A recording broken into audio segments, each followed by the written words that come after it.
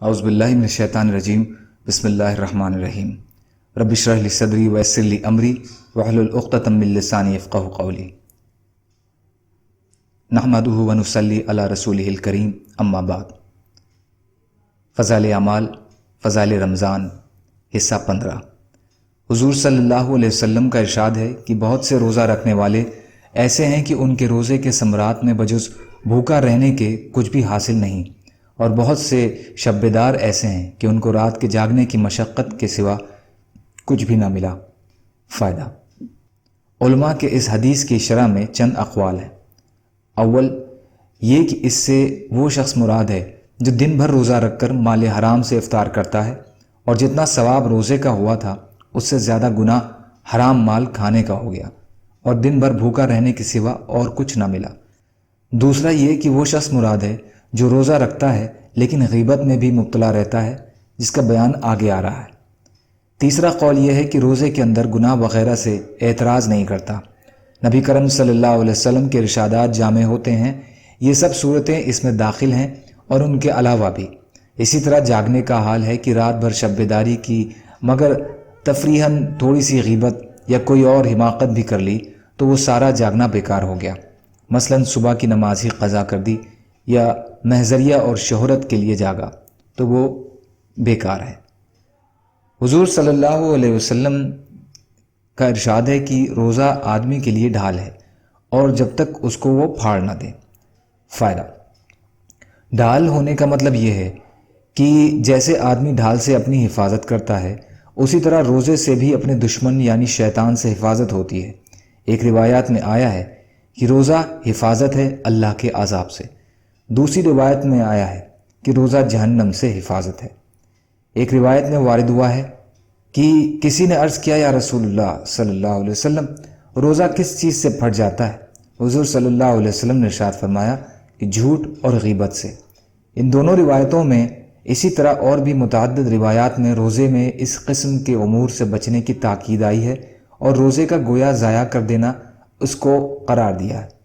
ہمارے زمانے میں روزے کے کاٹنے کے لیے مشغلہ اس کو قرار دیا جاتا ہے کہ وہ واہی تباہی میری تیری باتیں شروع کر دی جائیں۔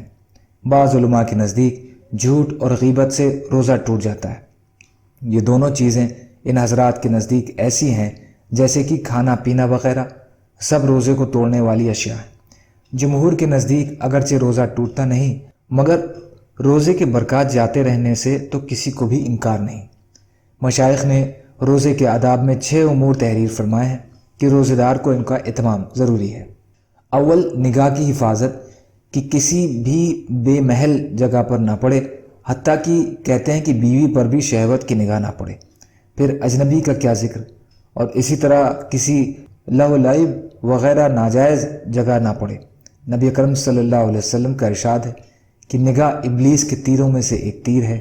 جو شخص اس سے اللہ کے خوف کی وجہ سے بچ رہے، حق تعالی شانہ اس کو ایسا نور ایمانی عطا فرمائیں گے جس کی حلاوت اور لذت قلب میں محسوس کرتا ہے۔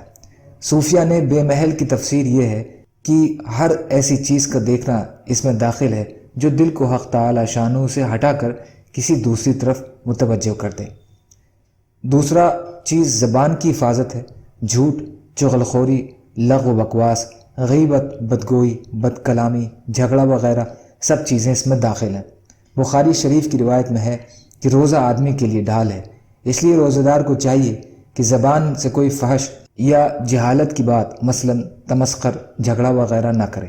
اگر کوئی دوسرا جھگڑنے لگے تو کہہ دے کہ میرا روزہ ہے، یعنی دوسرے کی ابتدا کرنے پر بھی اس سے نہ الجھے۔ اللہ تعالیٰ کہنے سننے سے زیادہ عمل کی توفیق عطا فرمائے، اور مظلوم مسلمان جہاں بھی پریشان ہو، یا اللہ آپ ان کی مدد فرمائیے۔ ہم سب کو بھی اپنی استطاعت کے بقدر اپنا حق ادا کرنے والا بنائیے۔ یا اللہ ہم سب کو رمضان کریم کا حق ادا کرنے والا بنائیے۔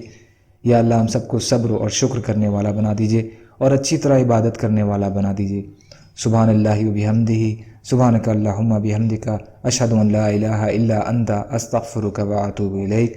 سبحان ربک رب العزت عما یصفون، وسلام علی المرسلین، والحمد للہ رب العالمین، برحمتک یا ارحم الراحمین، لا الہ الا اللہ محمد رسول اللہ۔